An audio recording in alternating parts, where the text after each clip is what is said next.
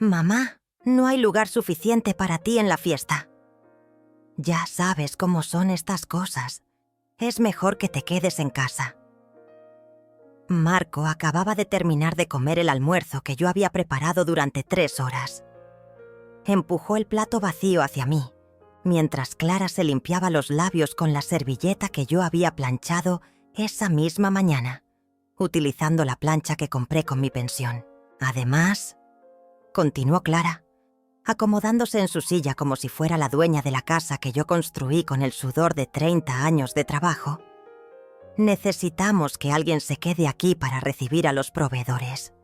Tú sabes cómo manejar esas cosas mejor que nadie. Es importante que todo esté perfecto para cuando regresemos de la celebración. Yo me quedé ahí parada, con las manos húmedas de haber lavado los platos de su comida, viendo cómo mi hijo asentía con la cabeza, como si fuera la decisión más lógica del mundo, como si fuera natural que la mujer que lo parió, que pasó noches en vela cuando tenía fiebre, que trabajó dobles turnos para pagarle la universidad, se quedara en casa limpiando mientras él celebraba el momento más importante de su vida. ¿Cuántas personas van a ir?, pregunté, mi voz apenas un susurro que se perdió entre el ruido de los platos que seguía recogiendo de la mesa. 167 confirmados hasta ahora, respondió Clara con esa sonrisa que ya conocía demasiado bien. Esa sonrisa que aparecía cada vez que lograba sacarme de algún plan, de alguna decisión importante. Todos nuestros amigos de la universidad, los compañeros de trabajo de Marco, mis primas de Guadalajara que ni siquiera conoces, incluso algunos conocidos de Instagram que nos siguen y que queremos impresionar. Será una celebración increíble, de esas que se recuerdan para toda la vida. 167 personas, desconocidos de redes sociales, tenían lugar en la fiesta de compromiso de mi hijo, pero yo no. Personas que Marco había visto 1 o 2 veces en su vida estarían ahí celebrando su amor, pero su propia madre debía quedarse en casa esperando a los proveedores. Sentí como si el suelo se abriera bajo mis pies. Durante 64 años había vivido momentos duros. Había enfrentado la muerte de mi esposo, la pérdida de trabajos, enfermedades, soledad, pero nunca había sentido una humillación tan profunda, tan silenciosa, tan calculadamente cruel. «Mamá, no pongas esa cara de drama», dijo Marco, finalmente levantando la vista hacia mí con esa expresión de fastidio que había perfeccionado en los últimos años. «Es solo una fiesta. Habrá muchas otras ocasiones para que estés presente. Además, tú no conoces a la mayoría de nuestros amigos. Te sentirías incómoda». ¿Otras ocasiones? Mi hijo se comprometía una sola vez en la vida, y yo no estaría ahí. No vería su sonrisa cuando le pusiera el anillo a Clara. No podría abrazarlo cuando fuera oficialmente prometido. No estaría en las fotos que conservaría para siempre. Esas fotos que yo misma revelaría y enmarcaría con el dinero de mi pensión. Clara tomó su bolso de marca, ese que yo le había visto comprar con la tarjeta que Marco pagaba con el dinero, que yo aportaba a la casa, y se levantó de la mesa con una elegancia estudiada. «Anselma, por favor asegúrate de que todo esté impecable para cuando regresemos. Vamos a traer algunas cosas para almacenar aquí antes de la boda.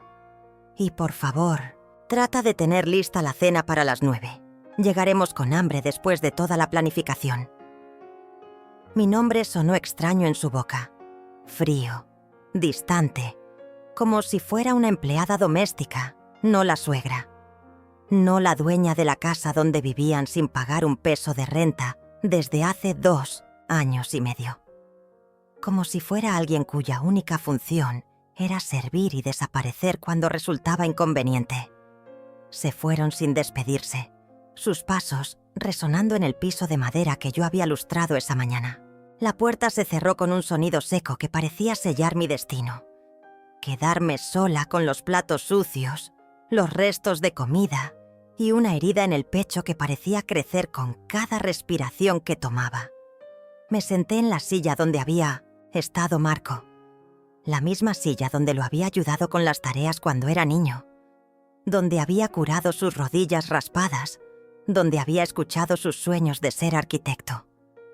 Miré el plato vacío que había empujado hacia mí como si fuera basura. Las migajas de pan que quedaron me recordaron todas las veces que había hecho ese mismo pan con mis propias manos, amasando no solo harina, sino esperanza de que algún día mi sacrificio sería reconocido y valorado.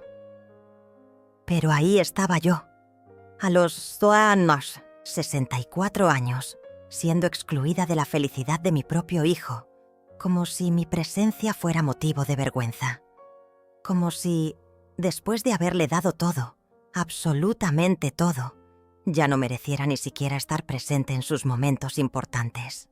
Tomé los platos y caminé hacia la cocina, pero mis piernas me llevaron sin que me diera cuenta hacia la habitación de Marco. La puerta estaba entreabierta y pude ver la cama que yo tendía cada mañana, el escritorio donde hacía sus tareas de la universidad que yo le pagué. Me quedé ahí parada, recordando. Marco tenía 5 años cuando murió su padre. Esa noche terrible cuando el médico me dijo que no había nada más que hacer, cuando me quedé sola con un niño pequeño y un futuro incierto. Recuerdo cómo Marco se aferró a mi falda durante el funeral, sus deditos pequeños apretando la tela negra que había comprado con los últimos pesos que tenía. «Mami, ¿papá va a volver?», me preguntó esa noche, acurrucado en mi cama porque tenía miedo de dormir solo. Su cabello olía a champú de manzanilla, ese champú barato que compraba en el mercado, pero que hacía que su pelo brillara como oro, bajo la luz de la lámpara. «No, mi amor», le susurré, abrazándolo contra mi pecho. «Pero yo siempre voy a estar aquí contigo. Siempre, siempre». Qué palabra tan grande, tan llena de promesas que una madre hace sin saber el precio que tendrá que pagar por cumplirlas. Los primeros años fueron los más duros. Trabajaba de día en la fábrica textil y de noche limpiaba oficinas. Marco se quedaba con doña Mercedes, la vecina que me cobraba casi nada porque entendía lo que era criar un hijo sola. Llegaba a casa a las 11 de la noche, exhausta, con los pies hinchados y las manos ásperas de tanto detergente, pero siempre encontraba energía para revisar sus tareas, para leerle un cuento, para darle ese beso en la frente que lo tranquilizaba. Los sábados eran nuestros. Íbamos al parque con los sándwiches que preparaba con pan del día anterior y jamón barato. Marco corría entre los árboles mientras yo lo observaba desde la banca, sonriendo a pesar del cansancio. Esos momentos valían todos los sacrificios. Su risa llenaba espacios que ni siquiera sabía que estaban vacíos en mi corazón. «Mami, cuando sea grande voy a comprarte una casa muy bonita», me decía mientras comíamos bajo la sombra del jacarandá. «Y vamos a vivir juntos para siempre, y yo voy a cuidarte como tú me cuidas a mí. Juntos para siempre». Las promesas de un niño de 8 años que creía que el amor era suficiente para mantener unida una familia. Cuando Marco cumplió 12 años, conseguí un trabajo mejor en una oficina de contabilidad. Por fin podíamos permitirnos cosas pequeñas, pero importantes, útiles escolares nuevos, zapatos que no fueran de segunda mano, salidas ocasionales al cine. Marco era un estudiante brillante, siempre el primero de su clase. Sus maestros me decían que tenía futuro, que podría llegar lejos si seguía estudiando. «Es usted una madre ejemplar, señora Ferraz», me dijo la directora de la escuela cuando Marco se graduó con honores. «Su hijo habla de usted con tanto amor y admiración. Es evidente el sacrificio que ha hecho por él. Sacrificio». En ese momento la palabra no me dolía. Era como una medalla que llevaba con orgullo. Cada peso que no gasté en mí, cada salida que rechacé, cada vestido que no me compré. Todo tenía sentido cuando veía a Marco brillar. La universidad fue el mayor desafío. Marco quería estudiar arquitectura, una carrera costosa en una universidad, privada. Trabajé 3 empleos durante 5 años para pagarle los estudios. Vendí la poca joyería que tenía, incluido mi anillo de matrimonio. Hipotequé la casa que había heredado de mis padres. Pero lo hice con una sonrisa, porque veía cómo Marco se transformaba en el hombre que siempre supe que podía ser. «Mamá, no sé cómo voy a pagarte todo esto», me dijo la noche antes de su graduación. Estábamos sentados en la cocina, tomando té porque ya no nos alcanzaba para café. «Pero te prometo que cuando trabaje, todo va a cambiar. Vas a tener la vida que te mereces, la vida que me merecía». En ese momento pensé que la tenía. Tenía a mi hijo, sano, educado, a punto de convertirse en profesional. ¿Qué más podía pedirle a la vida? Conoció a Clara durante su último año de universidad. Al principio me gustó. Era educada, venía de una familia con dinero. Parecía querer a Marco genuinamente. Pensé que era exactamente lo que mi hijo necesitaba. Una mujer que pudiera darle la estabilidad económica que yo nunca pude brindarle. «Es perfecta, mamá», me decía Marco con los ojos brillantes de enamorado. «Es inteligente, ambiciosa y viene de una buena familia. Sus padres tienen una empresa de construcción. Podría ayudarme a establecer mi propio negocio algún día». Yo asentía y sonreía, feliz de verlo feliz, sin darme cuenta de que en sus palabras ya no había lugar para mí. Su futuro se dibujaba con Clara y la familia de ella. Yo había sido útil para criarlo, para educarlo, para formarlo. Pero ahora, que estaba listo para volar, parecía que mi función había terminado. Los cambios comenzaron poco a poco. Primero, Marco empezó a pasar más tiempo en casa de Clara que conmigo. Luego, cuando se graduó y consiguió trabajo, decidió que sería más práctico que Clara y él se mudaran conmigo temporalmente mientras ahorraban para su propio lugar. «Es solo por un tiempo, mamá», me aseguró. «1 año máximo, mientras juntamos dinero para el enganche de nuestro departamento». 1 año. Habían pasado 2 años y medio, y no solo no se habían mudado, sino que poco a poco mi casa se había convertido en su casa, y yo en una invitada incómoda en mi propio hogar. Ahora, parada frente a la habitación que una vez fue de mi niño, y ahora era de mi hijo, y su prometida, entendí que las promesas de la infancia se habían desvanecido, como el humo. El niño que me prometió cuidarme para siempre había crecido y decidido que ya no había lugar para mí en su nueva vida. El olor de su colonia masculina llenaba el espacio, mezclado con el perfume caro de Clara. Ya no quedaba rastro del champú, de manzanilla, ni de los cuentos antes de dormir, ni de las promesas susurradas en la oscuridad de una habitación donde una madre soltera abrazaba a su hijo y le prometía que nunca estaría solo. Cerré la puerta de la habitación y regresé a la cocina. El fregadero estaba lleno de platos sucios, pero no solo de ese día. Clara había tomado la costumbre de dejar toda la vajilla ahí, esperando que yo la lavara, como si fuera parte de mis obligaciones no escritas en esta casa, que ya no se sentía mía. Los cambios habían sido tan graduales que casi no los noté hasta que fue demasiado tarde. Primero fue mi lugar en la mesa del comedor. Durante 30 años, yo me había sentado en la cabecera, el lugar que había ocupado mi esposo y que heredé cuando él murió. Pero cuando Clara llegó a vivir con nosotros, de repente ese lugar se volvió más cómodo para ella porque estaba más cerca de la cocina. «Anselma, ¿te importa si me siento aquí?», me había preguntado con esa sonrisa dulce que ahora reconocía como pura manipulación. «Es que desde aquí puedo ayudarte mejor a servir la comida». «¡Ayudarme!». Nunca me ayudó a servir nada, pero yo, ingenua, pensé que era considerada y le cedí mi lugar. Marco no dijo nada, solo siguió comiendo como si fuera normal que su madre perdiera su lugar en su propia mesa. Después fue el baño principal. Durante años, Ese había sido mi refugio, el único lugar en la casa donde podía estar sola, donde podía llorar sin que nadie me viera, donde podía mirarme al espejo y recordar quién era antes de convertirme en la sombra de mi hijo.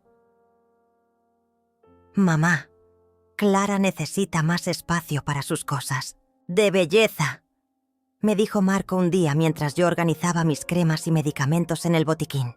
¿Podrías usar el baño de abajo? Es más pequeño, pero para ti está bien, ¿verdad?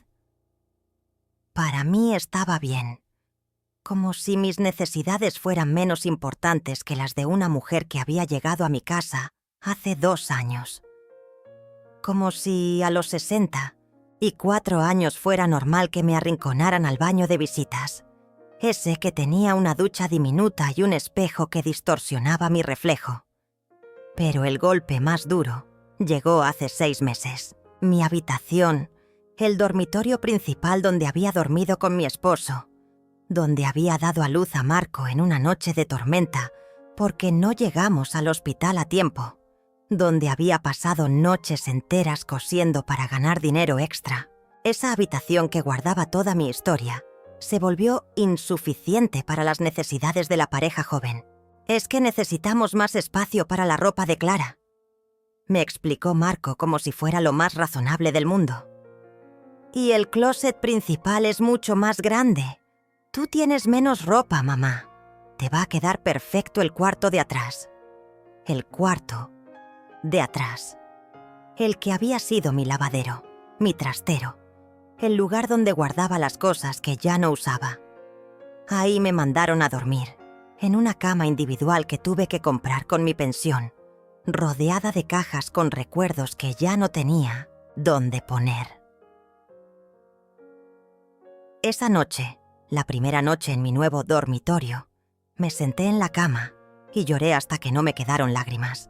A través de las paredes delgadas podía escuchar a Marco y Clara riéndose en mi habitación, planificando su futuro en mi casa, construyendo su felicidad sobre los escombros de mi dignidad.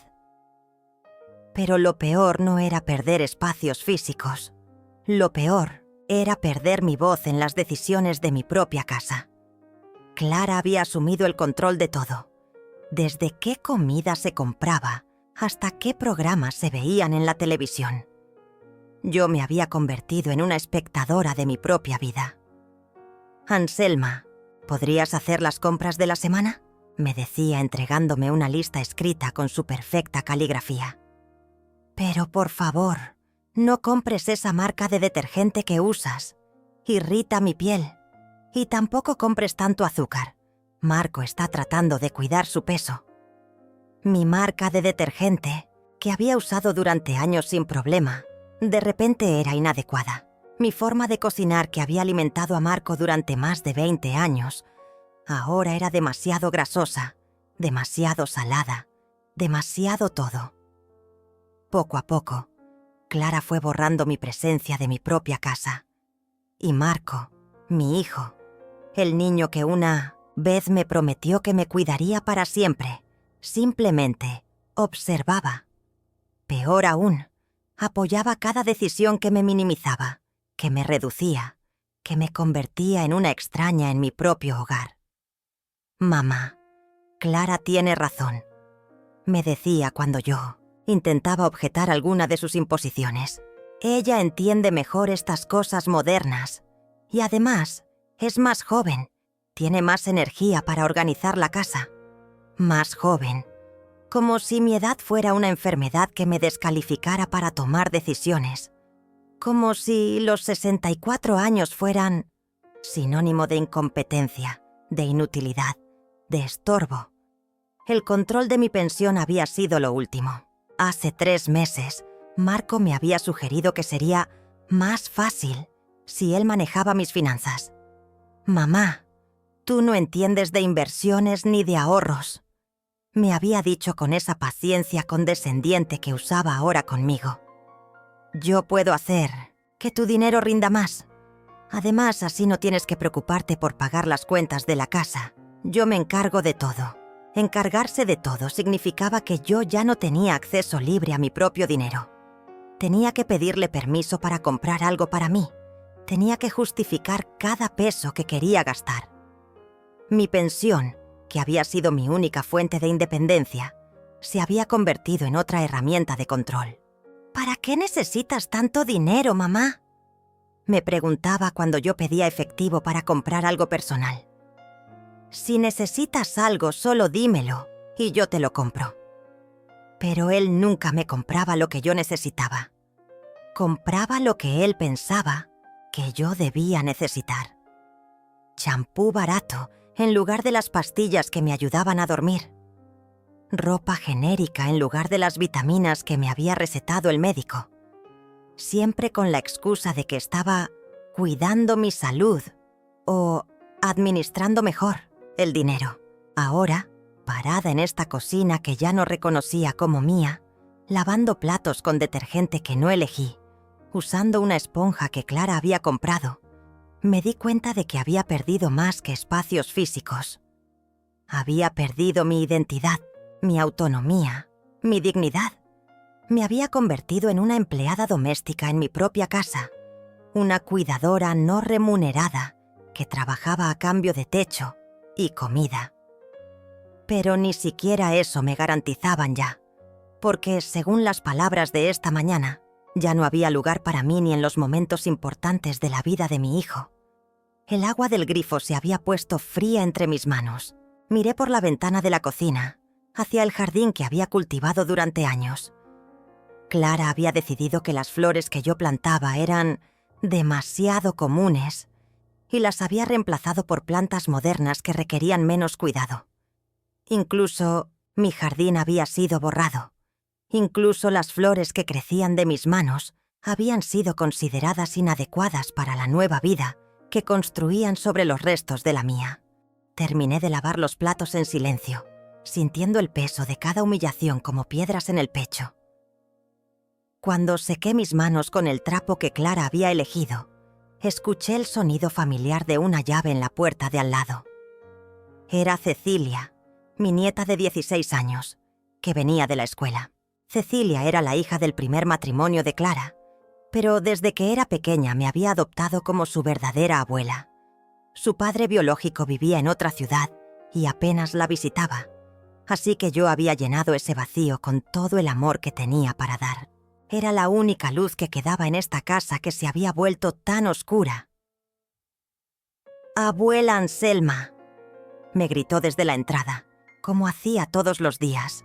Su voz tenía esa alegría genuina que solo los jóvenes pueden conservar, esa capacidad de encontrar luz incluso en los lugares más sombríos. «Aquí estoy, mi niña», le respondí, y por primera vez en todo el día sentí que mi voz tenía vida. Cecilia entró a la cocina con su uniforme escolar arrugado y su mochila colgando de un hombro. Tenía los ojos de su madre, pero la sonrisa era completamente suya. Una sonrisa que me recordaba que todavía había alguien en esta casa que me veía como una persona, no como un estorbo.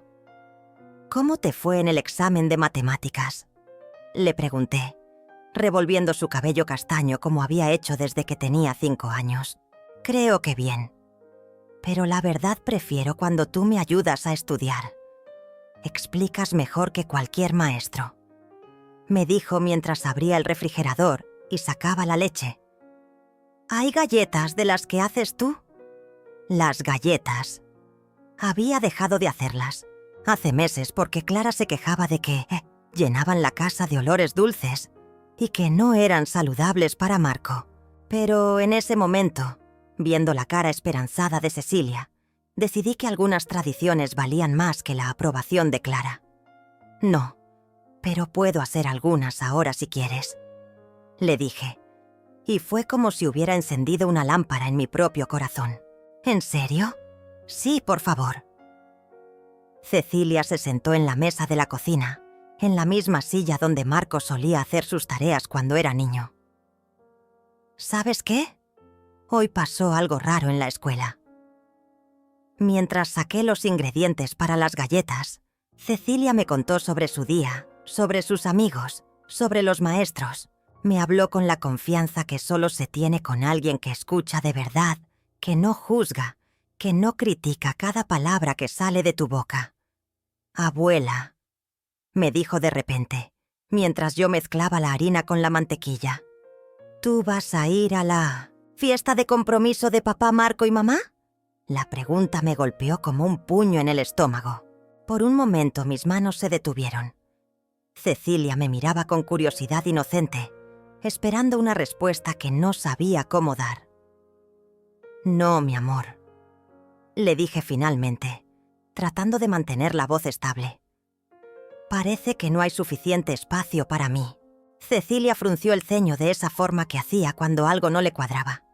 Era una niña inteligente, más inteligente de lo que los adultos a su alrededor le daban crédito. ¿Cómo que no hay espacio? Es en el Salón de Eventos Los Pinos, ¿verdad?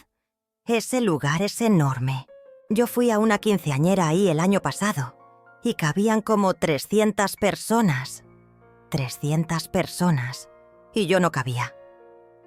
Son decisiones de adultos, Cecilia, le dije, volviendo a concentrarme en la masa de las galletas para evitar su mirada demasiado perceptiva. Eso es una estupidez, dijo con la honestidad brutal que solo tienen los adolescentes. Eres la mamá de papá Marco. Deberías estar en primera fila, no quedarte en casa como si fueras una extraña. Sus palabras me llegaron directo al alma.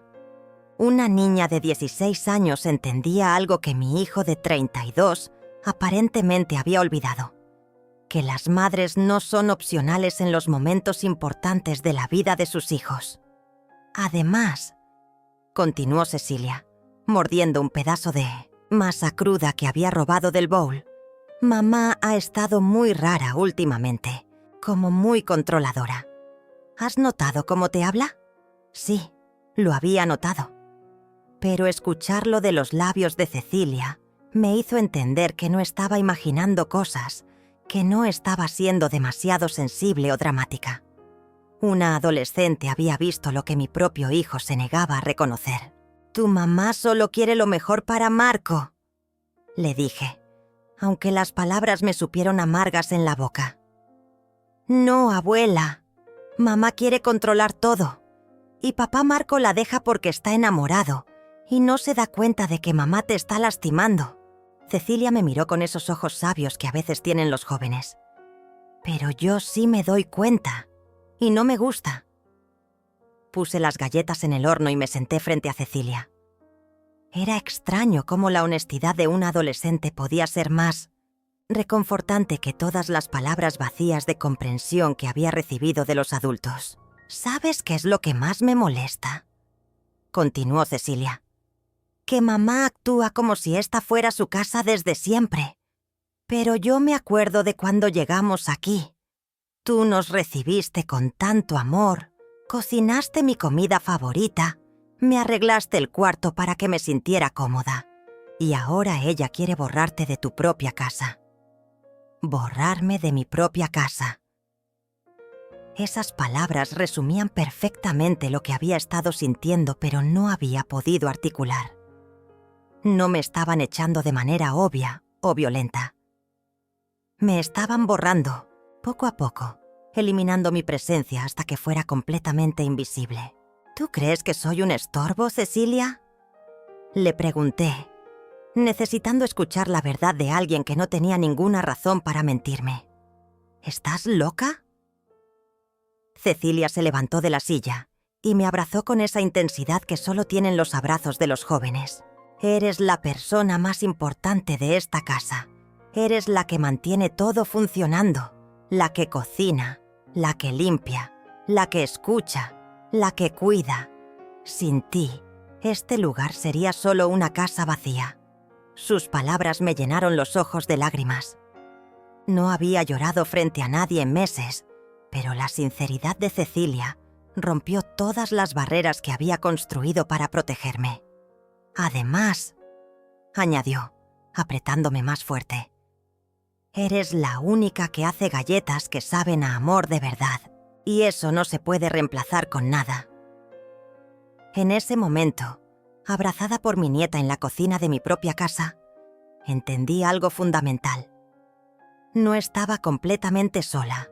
Tenía a Cecilia, y ella me veía, me valoraba. Me necesitaba tanto como yo la necesitaba a ella. El olor de las galletas empezó a llenar la cocina.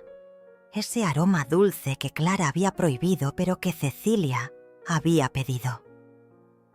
Era un acto pequeño de rebelión, pero significativo. Era una forma de recuperar algo de lo que me habían quitado. «Abuela», me dijo Cecilia separándose un poco para mirarme a los ojos. «Creo que ha llegado el momento de que dejes de permitir que te traten mal. Yo te apoyo en lo que decidas hacer». ¿Lo que decidiera hacer? Hacía tanto tiempo que no tomaba decisiones reales sobre mi vida que había olvidado que esa era una opción, pero la confianza en los ojos de Cecilia me recordó que todavía tenía poder, que todavía podía elegir. Las galletas estaban listas. Las saqué del horno y las puse a enfriar mientras Cecilia preparaba 2 tazas de té. Nos sentamos juntas, a la mesa, como habíamos hecho cientos de veces antes. Pero esta vez era diferente. Esta vez, yo no era solo la abuela que consentía. Era una mujer que empezaba a recordar que tenía derecho a ser tratada con respeto y dignidad. ¿Sabes qué vamos a hacer?, me dijo Cecilia mientras mordía una galleta caliente. Vamos a planear cómo recuperar tu lugar en esta familia, porque tú no eres la que sobra aquí, abuela. Tú eres la razón por la que esta familia existe. Esa noche, después de que Cecilia se fue a su cuarto a hacer tareas, me quedé sola en la cocina, ordenando todo para que Clara no tuviera de qué quejarse cuando regresara. Pero mientras guardaba las galletas en un recipiente, algo había cambiado en mí. Las palabras de mi nieta habían plantado una semilla que empezaba a germinar. Me dirigí a mi pequeño cuarto en la parte de atrás de la casa, ese espacio que antes era mi lavadero y que ahora llamaban mi habitación. Me senté en la cama individual y abrí el cajón de la mesita de noche que había comprado en una tienda de segunda mano. Adentro guardaba un cuaderno viejo donde escribía mis pensamientos cuando el peso de la soledad se volvía insoportable. Abrí el cuaderno en una página en blanco y escribí la fecha. Por primera vez en mucho tiempo, mis manos no temblaron al sostener el bolígrafo. Merezco más que esto. Escribí esas palabras sin pensarlo, como si hubieran estado esperando años para salir de mi alma. Las miré un momento, sintiendo cómo cada letra se grababa no solo en el papel, sino en mi conciencia. Durante 35 años había sido madre soltera, trabajadora incansable, sacrificada hasta el extremo. Había dado todo de mí sin esperar nada a cambio, creyendo que el amor incondicional eventualmente sería correspondido. Pero ahí estaba, a los 64 años, descubriendo que mi amor había sido tomado como algo dado por sentado, algo que no requería reconocimiento ni reciprocidad. Seguí escribiendo. No necesito permiso para empezar de nuevo. Esta frase me sorprendió incluso a mí. ¿Empezar de nuevo a los 64 años? La idea me habría parecido ridícula hace unas horas.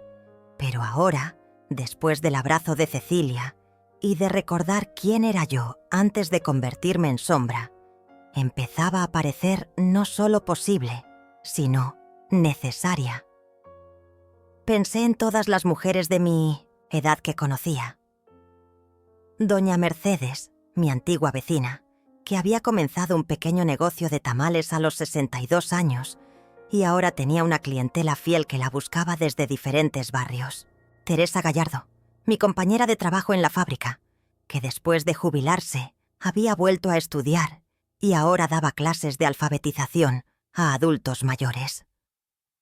Ellas habían encontrado maneras de reinventarse, de encontrar propósito y dignidad en una etapa de la vida que la sociedad considera improductiva. ¿Por qué yo no podía hacer lo mismo? Continué escribiendo en mi cuaderno. Se acerca el día en que dejarán de subestimarme.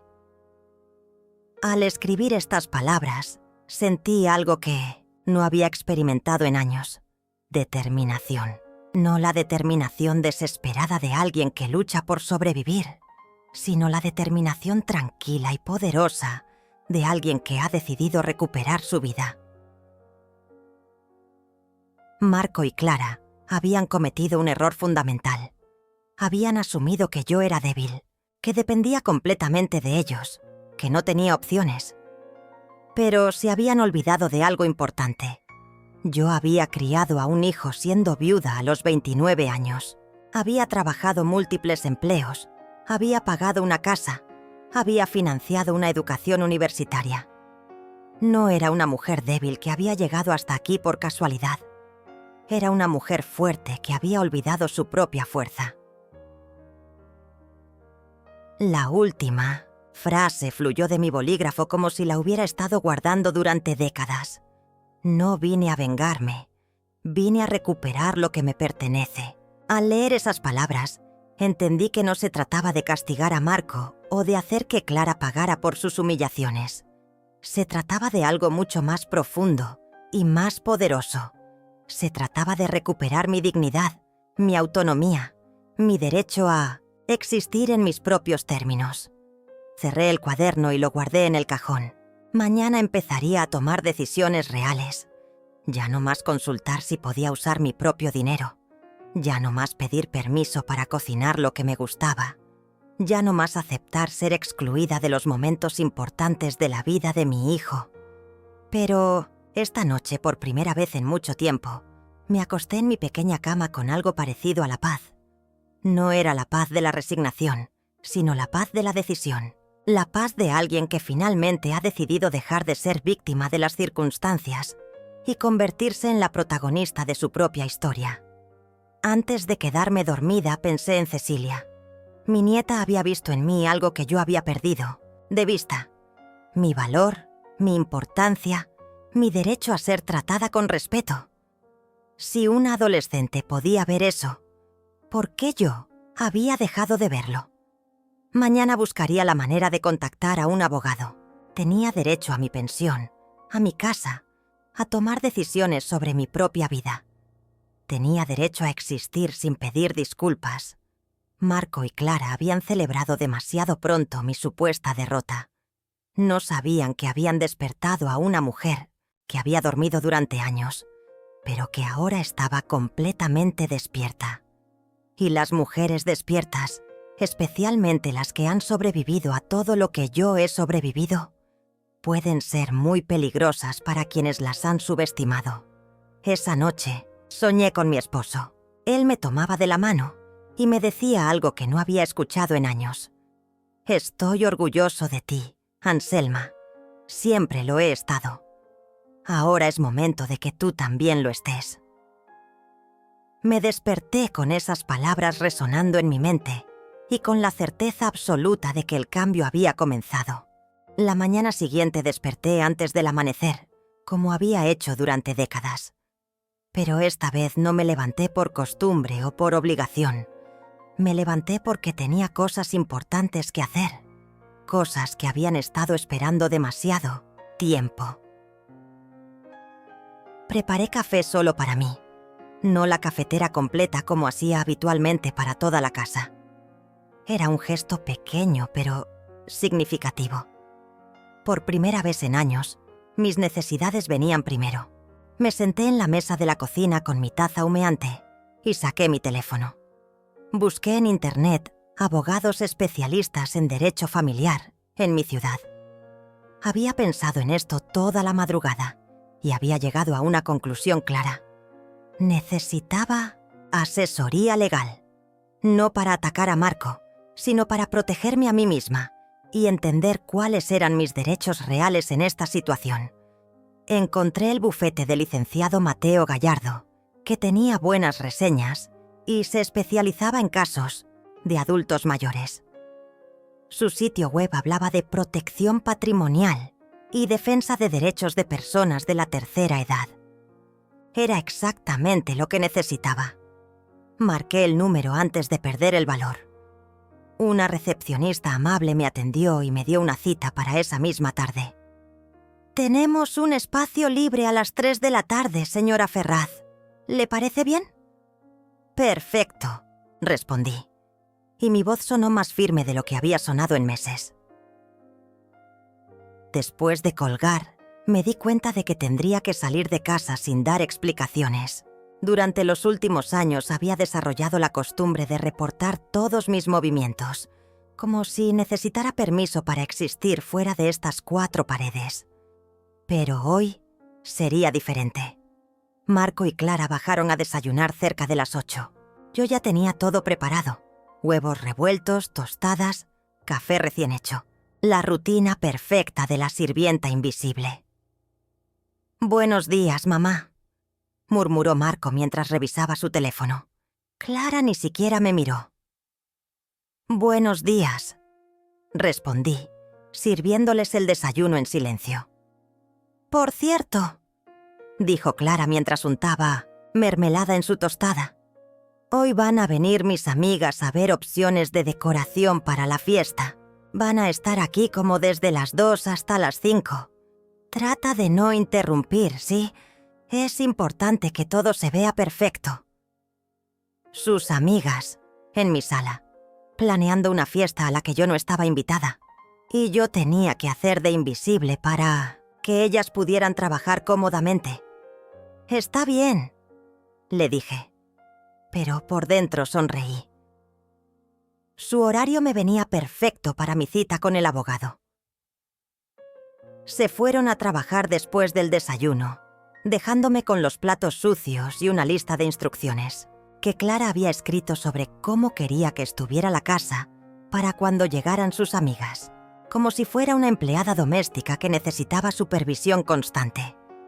Lavé los platos, ordené la casa, pero esta vez lo hice con una energía diferente.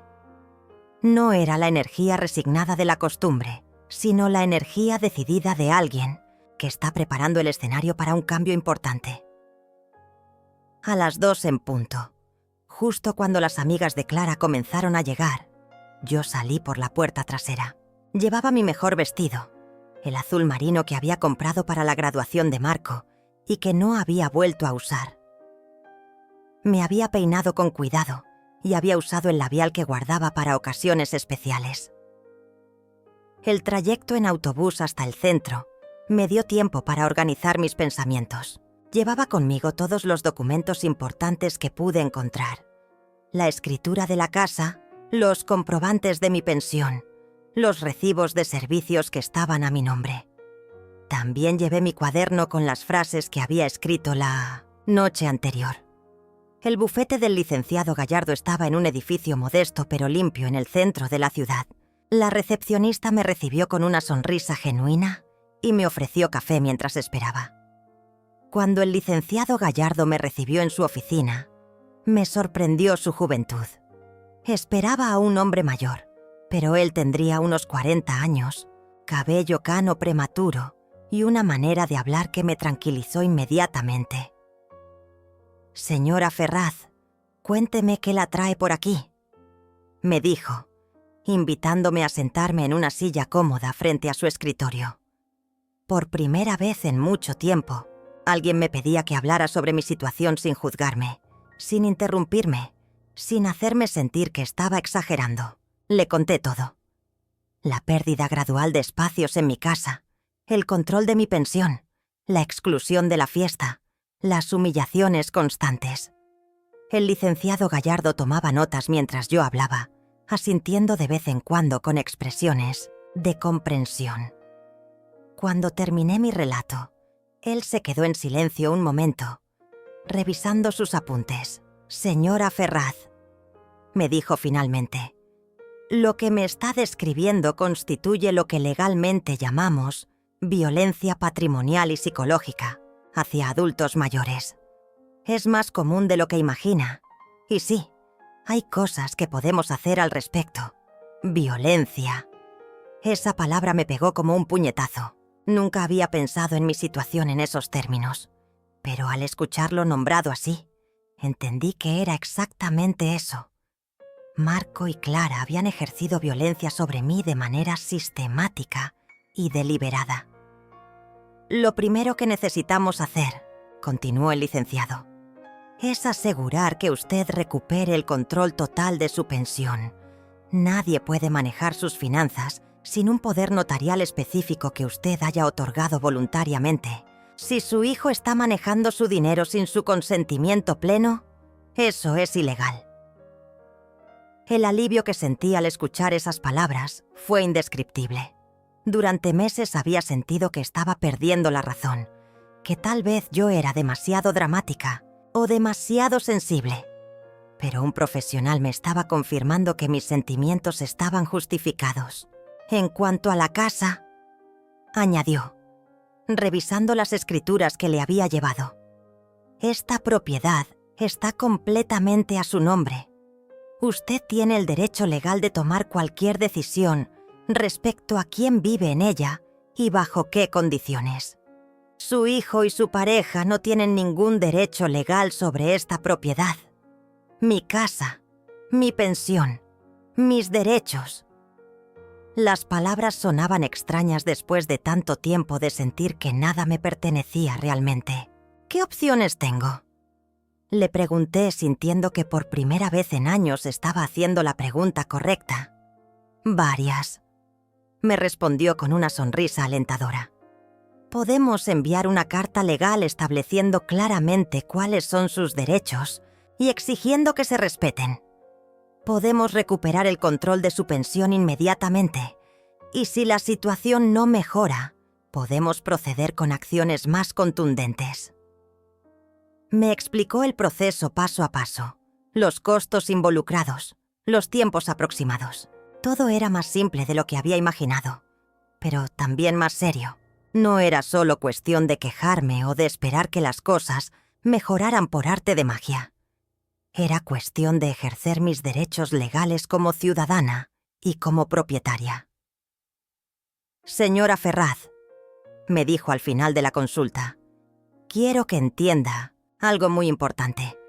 Usted no es una víctima indefensa. Es una mujer con derechos legales claros y con opciones reales. Lo que ha estado viviendo no es normal ni aceptable y no tiene que seguir soportándolo. Salí de esa oficina sintiéndome como una persona completamente diferente. No solo tenía un plan, tenía esperanza y, más importante aún, tenía la certeza de que no estaba loca, no estaba exagerando y no estaba condenada a vivir el resto de mi vida como una sombra en mi propia casa. El viaje de regreso a casa lo hice con el corazón latiendo fuerte, pero no de miedo, de anticipación. El licenciado Gallardo me había dado las herramientas para recuperar mi vida, y yo estaba lista para usarlas. Cuando llegué a casa, las amigas de Clara todavía estaban en la sala, rodeadas de revistas, muestras de decoración y listas interminables de proveedores para la fiesta. Entré por la puerta trasera para evitar interrumpir su reunión, tal como Clara había exigido. Pero esta vez, mi silencio no era sumisión, era estrategia. Me dirigí directamente a mi cuarto y saqué todos los documentos que el licenciado Gallardo me había dado. 3 cartas legales que cambiarían todo.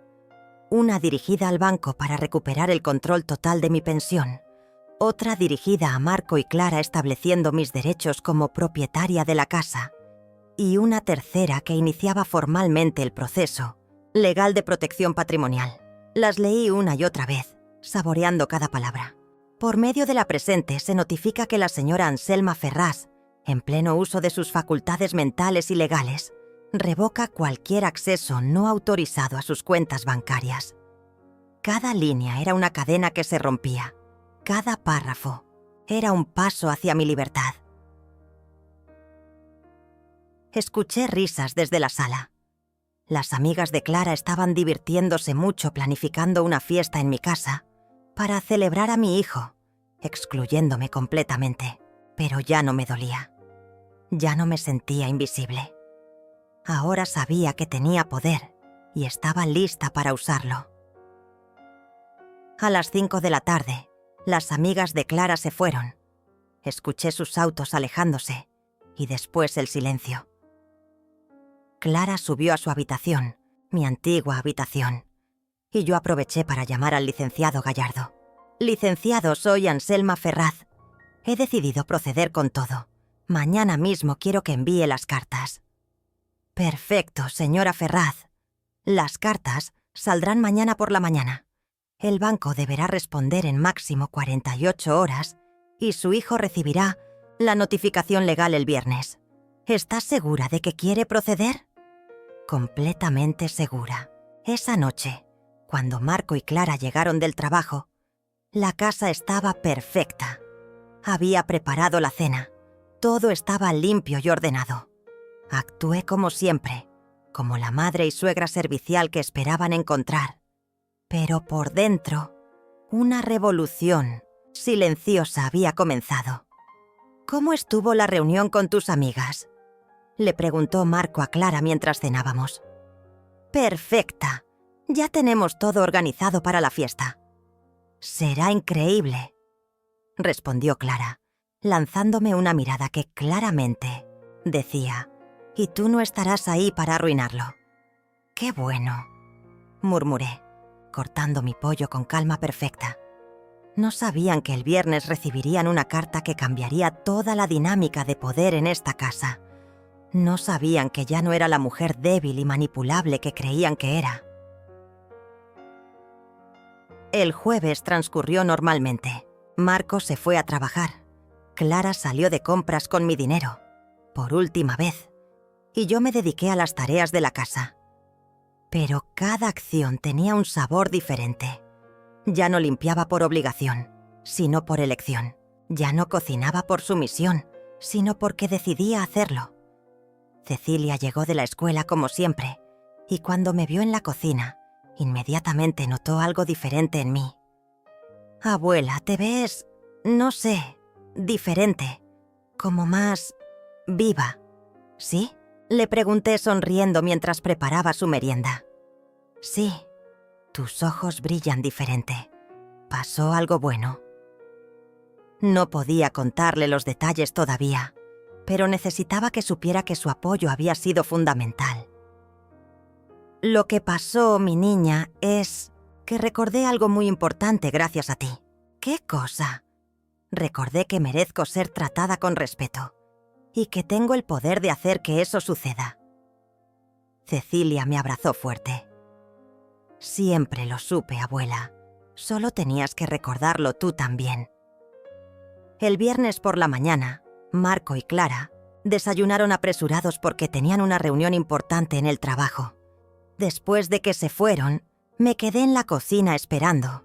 El licenciado Gallardo me había dicho que la carta llegaría entre las 10 y las 12 de la mañana. A las 11 en punto, sonó el timbre.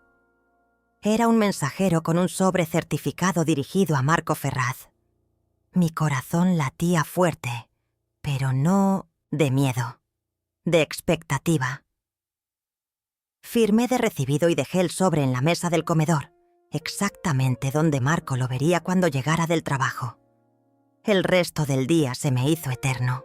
Cada minuto se sentía como una hora. A las 6 de la tarde escuché la llave de Marco en la puerta principal. «Mamá, ya llegué», gritó como siempre. «Aquí estoy», respondí desde la cocina, donde fingía estar ocupada preparando la cena. Escuché sus pasos dirigirse hacia el comedor.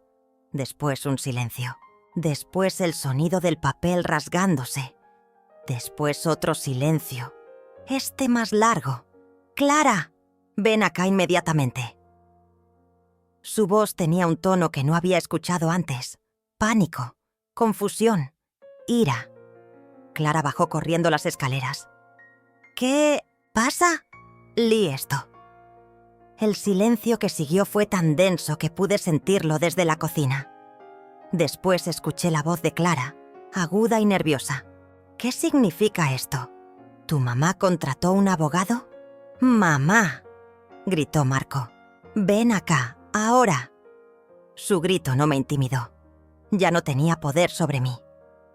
Caminé tranquilamente hacia el comedor, donde los encontré parados junto a la mesa, con la carta legal en las manos de Marco y expresiones de shock total en sus caras.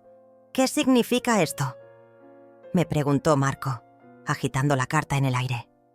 Significa exactamente lo que dice. Respondí con una calma que me sorprendió incluso a mí. Significa que recuperé el control de mi pensión, de mi casa y de mi vida.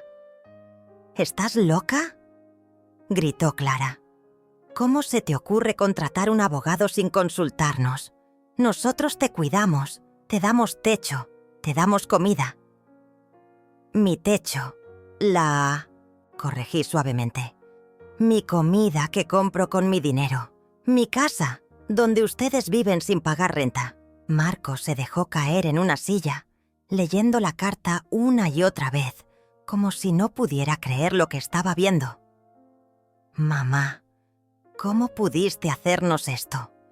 Después de todo lo que hemos hecho por ti, todo lo que han hecho por mí.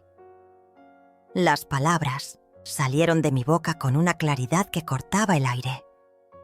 ¿Cómo excluirme de la fiesta más importante de tu vida? ¿Cómo quitarme mi habitación, mi lugar en la mesa, mi dignidad? Pero es que tú no entiendes las cosas modernas, gritó Clara. Nosotros sabemos mejor qué es lo que te conviene. Lo que me conviene, repetí lentamente, es ser tratada como la dueña de esta casa y la madre de este hombre, no como una carga de la que hay que deshacerse. Marco se puso de pie, con la carta todavía en las manos. Mamá, esto es ridículo. Cancela todo esto. Podemos hablar como familia. No, dije, y esa palabra resonó en el comedor como un trueno. Ya no hay nada que hablar. Las decisiones ya están tomadas. Por primera vez en años, yo tenía el control de la conversación. Yo tenía el poder. Y ellos, finalmente, entendían que ya no era la mujer sumisa que podían manipular a su antojo. El silencio que siguió a mis palabras fue ensordecedor. Marco y Clara me miraban como si vieran a una extraña, como si la mujer que habían controlado durante años hubiera desaparecido y en su lugar estuviera alguien completamente diferente. Mamá, dijo Marco finalmente, su voz intentando recuperar ese tono condescendiente que había usado conmigo durante tanto tiempo. Creo que no estás pensando claramente. Esta es una decisión muy drástica. ¿Por qué no hablamos con calma? Porque ya no hay nada de qué hablar, Marco. Mi voz permaneció serena pero firme. Durante años traté de hablar. Traté de expresar mis sentimientos, mis necesidades, mi dolor. Pero ustedes no escuchaban. Solo esperaban que me quedara callada y agradecida. Clara se acercó a mí con esa sonrisa falsa que conocía tan bien. Anselma, creo que hay un malentendido. Nosotros te queremos, te respetamos.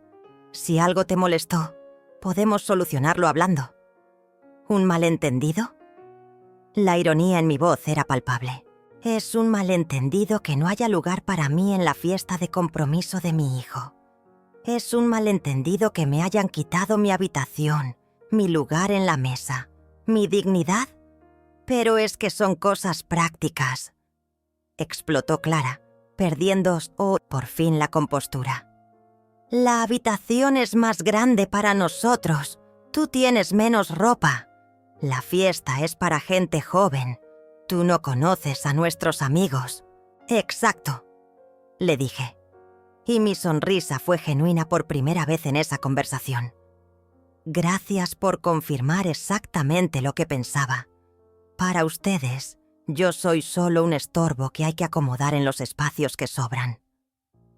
Marco se pasó las manos por el cabello, claramente desesperado. Mamá, esto va a arruinar todo. La boda, nuestros planes, nuestra relación familiar. No, Marco. Lo que arruinó nuestra relación familiar fue el momento en que decidiste que tu madre ya no merecía respeto ni consideración. Mis palabras eran cuchillos precisos, cortando años de justificaciones y excusas. Lo que arruinó todo fue cuando permitiste que me trataran como una sirvienta en mi propia casa. Clara comenzó a llorar. Esas lágrimas calculadas que había perfeccionado para manipular a Marco. Yo nunca quise lastimarte. Solo queríamos lo mejor para todos. Marco, dile algo a tu mamá. Pero Marco había enmudecido. Por primera vez creo que realmente estaba viendo la situación desde mi perspectiva. O tal vez solo estaba calculando las implicaciones legales y financieras de mis acciones. ¿Qué quieres exactamente?, me preguntó finalmente. Quiero que se vayan de mi casa. Las palabras salieron de mi boca con una claridad cristalina. Durante meses había estado esperando el momento correcto para decirlas, pero hasta este momento no había tenido el valor ni el poder para hacerlo realidad. ¿Qué? Clara dejó de llorar instantáneamente. No puedes echarnos. Vivimos aquí. Viven aquí porque yo se los permití. Pero esta es mi casa. Están a mi nombre y ya no quiero que vivan aquí. Marco se levantó de la silla bruscamente. Mamá, esto es absurdo. ¿Dónde vamos a vivir? No tenemos dinero ahorrado para un departamento propio. Eso no es mi problema. Mi respuesta los golpeó como una bofetada. Durante 2 años y medio han vivido aquí sin pagar renta, usando mis servicios, gastando mi dinero. Tuvieron tiempo suficiente para ahorrar y planificar su independencia. ¡Pero somos familia!, gritó Clara con desesperación. ¡Exacto! Somos familia. Y las familias se tratan con respeto, con amor, con consideración. Ustedes me trataron como una empleada doméstica. Caminé hacia la ventana y miré el jardín que Clara había modificado sin mi permiso. Una empleada que trabajaba gratis, que no tenía derecho a opinar, que podía ser excluida cuando resultaba inconveniente. «Mamá, por favor». La voz de Marco ahora sonaba realmente desesperada.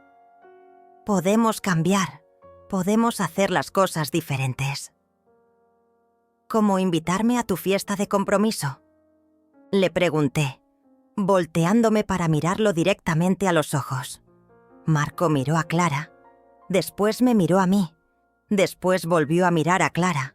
La tensión era tan densa que se podía cortar con un cuchillo. Nosotros, tartamudeó. La respuesta es no, ¿verdad? Mi sonrisa era triste, pero no amarga. Porque aún ahora, enfrentado con las consecuencias de sus acciones, tu primera preocupación no es el daño que me han hecho. Tu primera preocupación es cómo esto los afecta a ustedes. Clara de repente cambió de táctica. Se irguió y me miró con ira pura. ¿Sabes qué? Tienes razón. Ya no queremos vivir aquí de todas formas. Esta casa está vieja. El barrio ya no es lo que era. Y francamente vivir contigo se había vuelto insoportable. Sus palabras, que habrían sido devastadoras hace una semana, ahora me hicieron sonreír. «Perfecto. Entonces estamos de acuerdo. ¡Clara!». Marco la miró horrorizado. «¿Qué estás diciendo?». «Estoy diciendo la verdad». Clara estaba fuera de control ahora. Ya estaba harta de fingir que tu mamá me caía bien. Estaba harta de tener que pedirle permiso para todo en esta casa vieja. Y estaba harta de que siempre me viera como si no fuera suficiente para ti. El silencio que siguió a esa explosión fue revelador. Marco finalmente estaba viendo a Clara sin el filtro del enamoramiento. Estaba viendo a la mujer que había manipulado su relación conmigo, que había envenenado su percepción de su propia madre. «Tienes una semana para irse», les dije con calma. «Después de eso, si siguen aquí, procederé legalmente para desalojarlos». «Una semana es imposible», dijo Marco débilmente. «Una semana es más de lo que me dieron ustedes cuando decidieron que no había lugar para mí en la fiesta más importante de tu vida». Caminé hacia la puerta del comedor. «Considerando que me excluyen de tu felicidad, No veo por qué debería yo incluirlos en mi comodidad. Me detuve en el marco de la puerta y me volteé una última vez. Por cierto, Marco, Cecilia sí está invitada a quedarse. Ella es la única en esta casa que me ha tratado como un ser humano en los últimos años.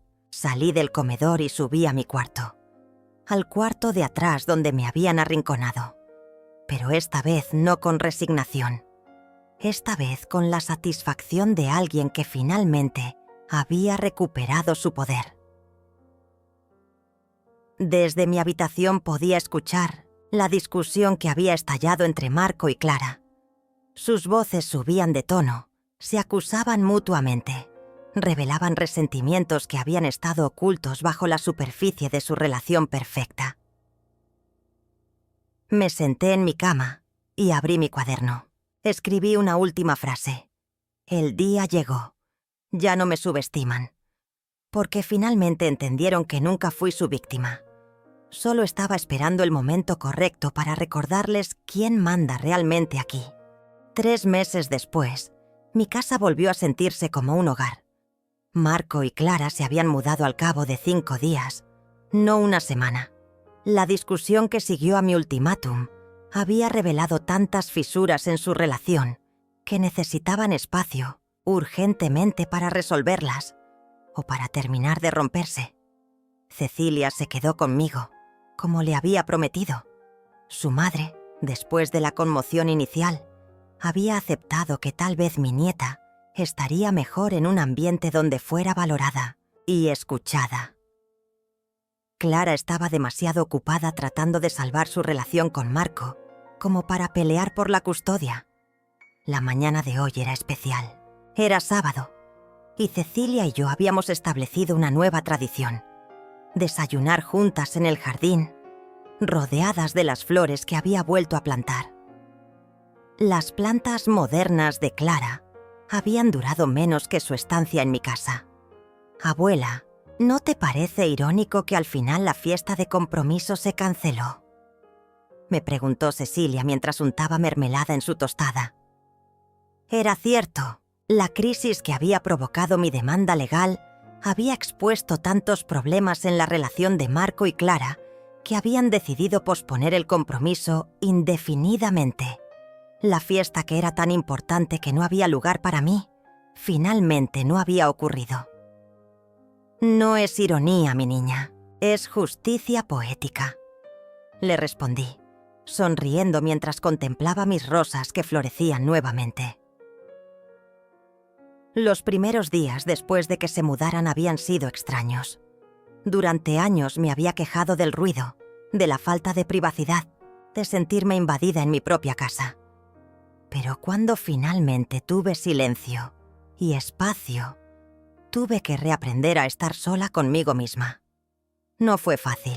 Había pasado tanto tiempo definiéndome en relación a otros, como madre, como cuidadora, como sombra, que tuve que redescubrir quién era Anselma sin todas esas etiquetas. Empecé lentamente. Volví a usar la habitación principal, pero no me mudé inmediatamente. Primero la limpié completamente, eliminando todo rastro del perfume de Clara y la colonia de Marco. La pinté de un color que me gustaba, un azul cielo suave que me recordaba a la libertad. Solo cuando el espacio volvió a ser completamente mío, trasladé mis cosas. Recuperé mi lugar en la mesa del comedor. Al principio me sentaba ahí sola, sintiéndome un poco ridícula. Pero poco a poco, el lugar se llenó de nuevo significado. Ya no era solo donde comía, sino donde Cecilia y yo planeábamos nuestros días, donde hacía mis crucigramas, donde escribía en mi cuaderno. El control de mi pensión había sido devuelto inmediatamente, tal como el licenciado Gallardo había prometido. El primer día que pude ir al banco y retirar dinero sin pedir permiso a nadie, lloré de alivio en plena calle. Un señor mayor se acercó a preguntarme si necesitaba ayuda, y yo le sonreí a través de las lágrimas. No, señor. Estoy bien. Por primera vez en mucho tiempo, estoy realmente bien. Con mi independencia financiera recuperada, tomé decisiones que había postergado durante años. Contraté a una muchacha que viniera 2 veces por semana a ayudarme con la limpieza pesada. No porque fuera necesario, sino porque podía permitírmelo y porque quería liberar tiempo para otras cosas. Me inscribí en clases de pintura en el Pittsciences, centro comunitario. Era algo que había querido hacer desde joven, pero que siempre había postergado por otras prioridades. Ahora, a los 64 años, finalmente tenía tiempo para mí misma. También retomé contacto con amigas que había perdido durante los años en que mi vida giraba exclusivamente alrededor de Marco y Clara. Teresa Gallardo, mi antigua compañera de trabajo, se había convertido en mi confidente más cercana. Nos juntábamos todos los miércoles para tomar café y ponernos al día con nuestras vidas. Anselma, me había dicho Teresa la semana pasada, brillas diferente. Es como si hubieras recuperado algo que habías perdido. Tenía razón. Había recuperado algo fundamental. Mi dignidad. Marco había intentado contactarme varias veces durante estos meses. Al principio sus llamadas eran demandantes, acusatorias. Me culpaba por destruir la familia y por ser egoísta en mi vejez. Pero yo ya no me dejaba manipular por su culpa. Gradualmente el tono de sus llamadas había cambiado. Comenzó a sonar más reflexivo, menos acusatorio. La semana pasada me había llamado para disculparse. «Mamá, creo que finalmente entiendo lo que pasó», me había dicho. Clara y yo estuvimos en terapia de pareja y el terapeuta nos hizo ver cosas que yo no quería reconocer. Te pedí perdón. Había sido una conversación larga y dolorosa. Marco había admitido que se había dejado influenciar por Clara, que había perdido de vista mis necesidades, que había tomado mi amor incondicional como algo garantizado. «No sé si puedes perdonarme», me había dicho al final. «Ya te perdoné hace tiempo, Marco», le había respondido. «Pero perdón no significa olvido. Y perdón no significa volver a lo mismo de antes. Establecimos nuevas reglas para nuestra relación. Visitaba los domingos, pero solo si me llamaba antes para confirmar. Ya no tenía llave de la casa. Cuando venía, me trataba como lo que soy, la dueña de la casa, su madre, una mujer que merece respeto. Clara y él habían terminado su relación hace un mes. Según Marco, la crisis que provocó mi rebelión había expuesto incompatibilidades fundamentales que habían estado ocultas bajo la superficie. Sin mí como el enemigo común que los unía, habían descubierto que no tenían tanto en común como pensaban. «¿Crees que volverán?», me preguntó Cecilia, interrumpiendo mis pensamientos. «No lo sé, mi niña. Y honestamente, ya no es mi problema», le respondí. He aprendido que no puedo controlar las decisiones de otras personas. Solo puedo controlar las mías. Cecilia sonrió. A los 16 años estaba aprendiendo lecciones sobre dignidad y autorrespeto, que yo había tardado 64 años en entender. Esa tarde, mientras Cecilia estudiaba en su cuarto, me senté en mi jardín con mi cuaderno. Escribí una reflexión sobre estos 3 meses de libertad. Al final, no se trataba de vengarme de Marco y Clara. Se trataba de recuperar mi propia vida. Se trataba de recordar que merezco respeto, amor genuino y un lugar en mi propia existencia. Aprendí que nunca es demasiado tarde para defender tu dignidad. Aprendí que el amor verdadero no requiere sacrificar tu identidad. Y aprendí que, a veces, la única forma de salvar una relación es tener el valor de transformarla completamente. Cerré el cuaderno y miré hacia el cielo del atardecer. Tenía 64 años, pero me sentía como si estuviera comenzando una nueva vida. Una vida donde yo era la protagonista de mi propia historia, no un personaje secundario en la historia de otros. Porque al final, no es la pensión ni la casa lo que te define. Es tu capacidad de levantarte una y otra vez, de defender tu valor cuando otros lo cuestionan y de recordar que mereces amor, respeto y felicidad sin tener que pedirle permiso a nadie. La vida que me merecía finalmente había comenzado